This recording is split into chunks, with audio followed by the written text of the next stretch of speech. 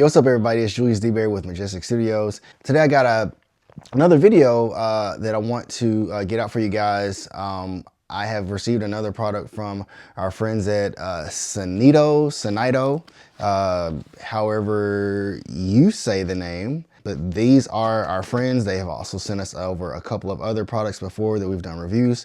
We've done videos for them for the A20 Live Dock, which is a audio interface for your phone or your mobile tablet. And then we've also done a review for the Tempo Key, which is a very small form factor portable MIDI controller. And today, staying within the same vein of the portable musician, the portable producer, we have the TempoPAD C16, and that's what this is in this box. And if you're here looking at this video, I'm assuming that you kind of already know what this is about, or you're just coming to get some more information, but just in case you don't, I'm going to read a little bit of information from the back of the box just to give you guys a kind of brief overview of what to expect once we open this box.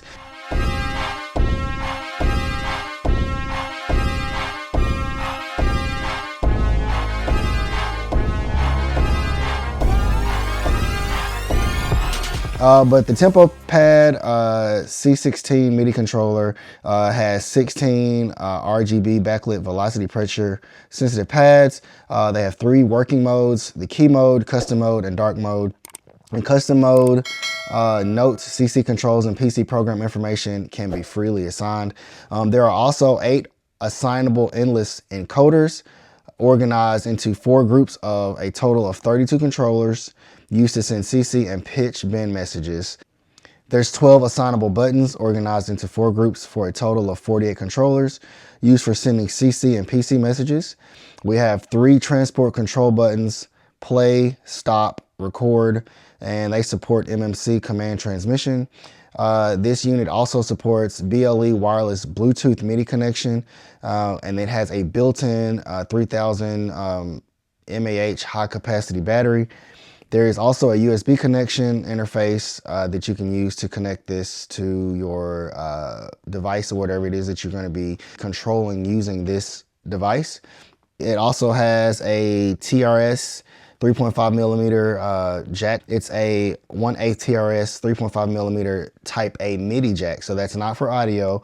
That's to send MIDI through the little audio, what looks like an audio jack. We also have MIDI out, MIDI through standard MIDI transmission interface. And we have an octave function available in key mode that allows you to, jump up or down octaves as it relates to probably your pads and what MIDI notes you're triggering at that time. But now that you know kind of what to expect from the device, let's get it open and let's see what's inside. This will be my first iteration with this, so there will probably be some surprises to me. I wanted to do a reaction so you guys could kind of see everything in real time as it's coming to me or as I'm seeing it. So here we are, getting this box open. Synido seems to really be focused on the mobile musician and trying to come up with viable products that help them with their production needs on a day-to-day basis. And so we'll see what this does. I do use an iPad very frequently as it relates to mobile music with my daily activities as far as church and stuff is concerned. So we'll see if something like this could benefit me and possibly, hopefully help you guys in your setup as well. Let's get this box open.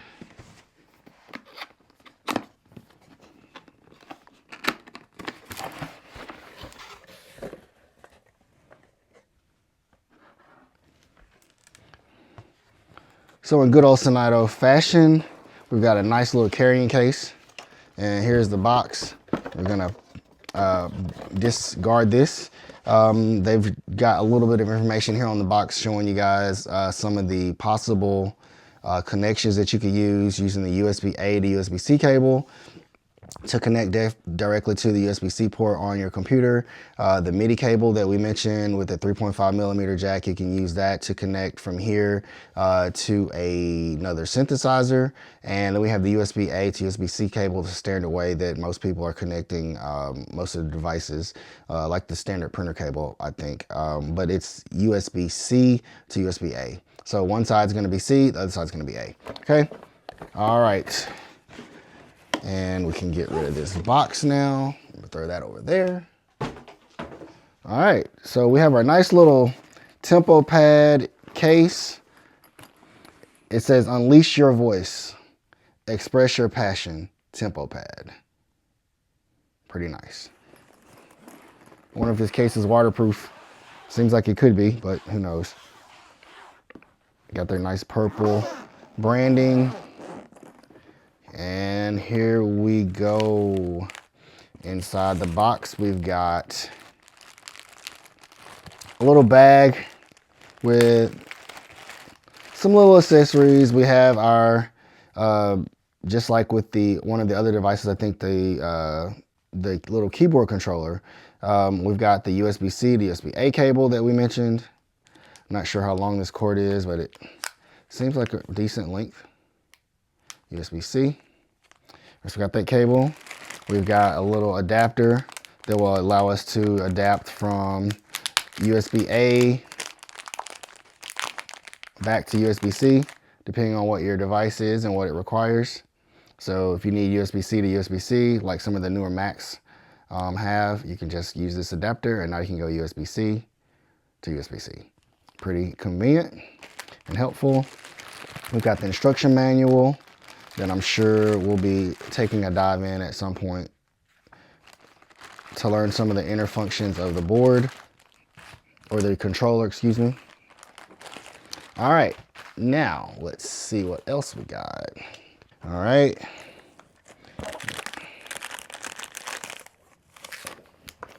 Got a few more accessories in here. This is that 3.5 millimeter to standard MIDI jack, which is cool. I don't know how they are able to send these messages through what we see as an audio pin, an audio jack. They got that there, and then the regular standard MIDI here. All right, so this is how you're gonna send MIDI from possibly your controller to a standard MIDI device like a keyboard. And we have another one of those. There's two in here. All right, actually there's three. I don't know if I just got lucky and they sent me a couple extras just so I'd have them, but I'm sure these will come pretty handy at some point for us. All right, so we got those. Let's see. So that's all the accessories, and now we get to the main thing that we're all here to see. It's not as small as I thought. Pretty decent size. This is the case. You got this little strap in here. Keep everything nice and tidy. Thanks, Synido, for thinking about us with the cases. Let me just sit this right here. All right, let's get this off and get our first look. Ready? Oh, pretty nice looking. I've never owned a Native Instruments machine, but this is kind of what it puts me in the mind of. The pads over here on the right side, and then your controllers over here on the left. There's a little screen here. We'll see what kind of functionality that screen has. But just, you know, just a general impression, you know, this does not seem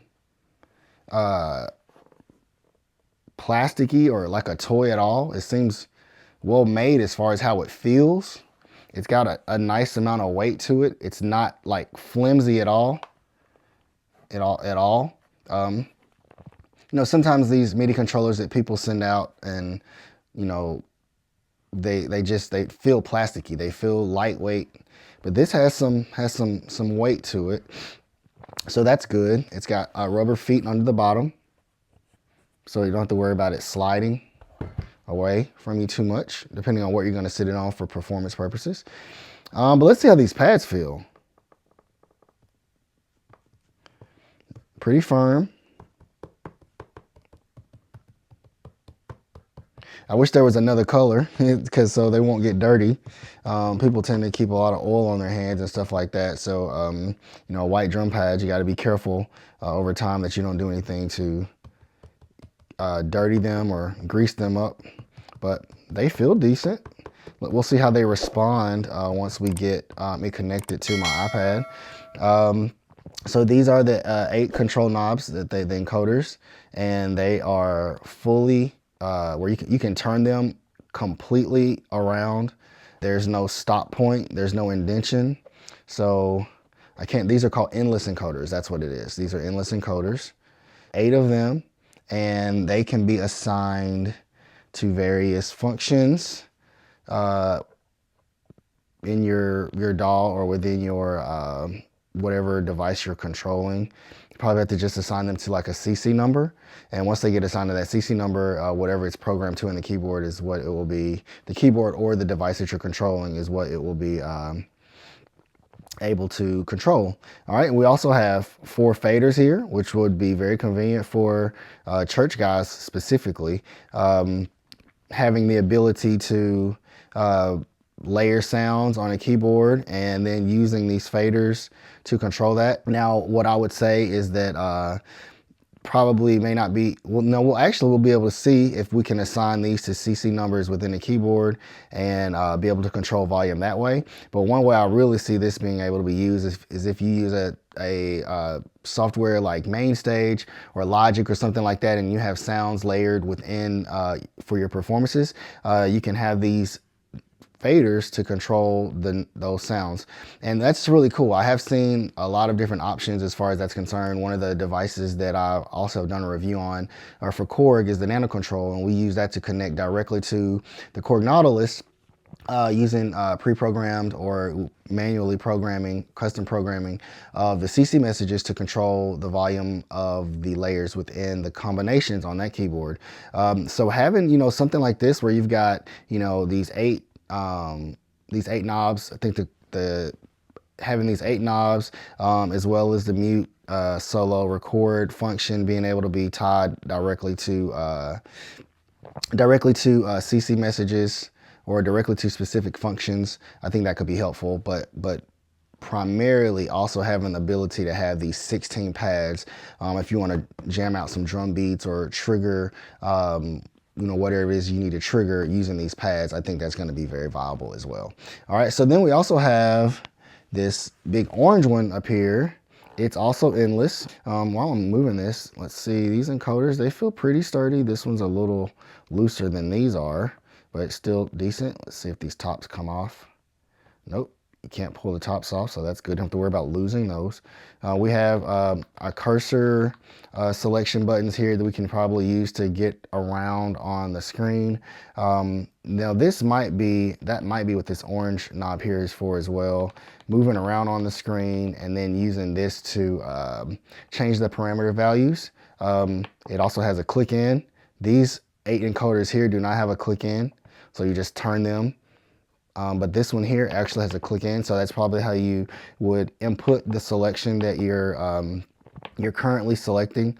We'll move the cursor here to select various parameters, and then you turn this knob to change the number of the parameter, and then you click it in to enter it. Pretty standard there.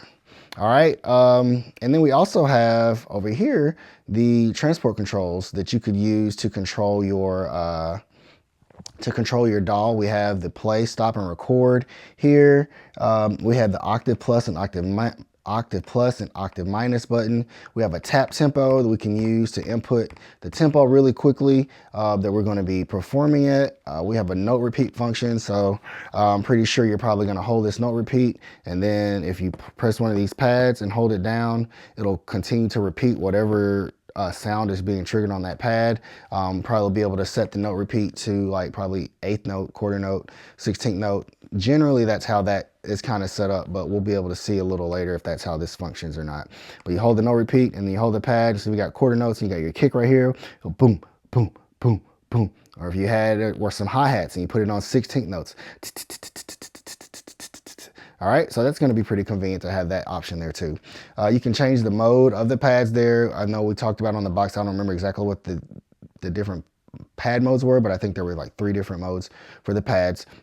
Then we have the pad banks and the control bank. So pad bank A, B, C, D. So that gives you 4 different banks of 16, which would be 64 different sounds or CC numbers that you can have, or CC notes that you can have assigned to these 16 pads.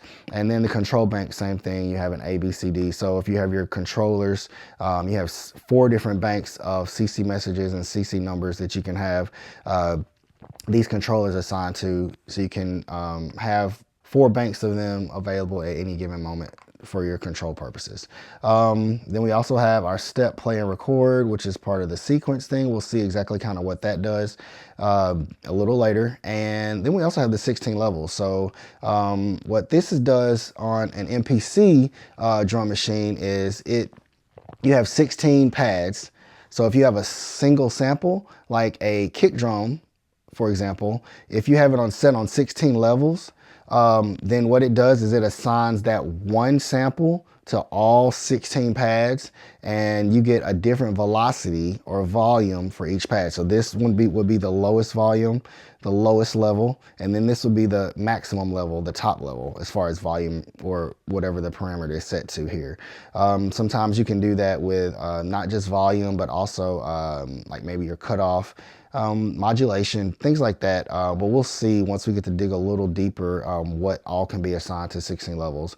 But generally speaking, if you have 16 levels selected, it's going to be a volume-based thing where you have 16 levels of volume or a velocity as far as the pads are concerned that's automatically assigned here. Now, I think the pads, we'll be able to see this for sure.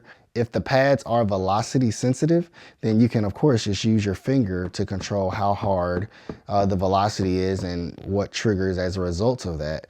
But you can also use the 16 levels if you want to just be able to specifically say, when I press this key, I want it to be this velocity. When I press this key, I want it to be this velocity. When I press this key, I want it to be this velocity. So that's a general rundown of what this unit is in the box. We're going to do a continuation video where we're going to have it connected to the iPad and kind of go from there to see what functionality wise, what it's able to do and what it has, what it's able to do once we connect it and get the power on. So this is pretty cool, the Synido TempoPAD. And I'll see you guys in the next video where we'll be able to have it hooked up to the iPad and get a little bit of functionality test and see how it goes. Hope you enjoyed this video. Please like and subscribe. The same things that we actually do in every video. If this information is helpful to you, share it with somebody else. If it helps you, it's going to help somebody else, or it could help somebody else. If you want to support the channel, we have membership options available and various things that you can use to support the channel. Majestic Studios, we're out. Later.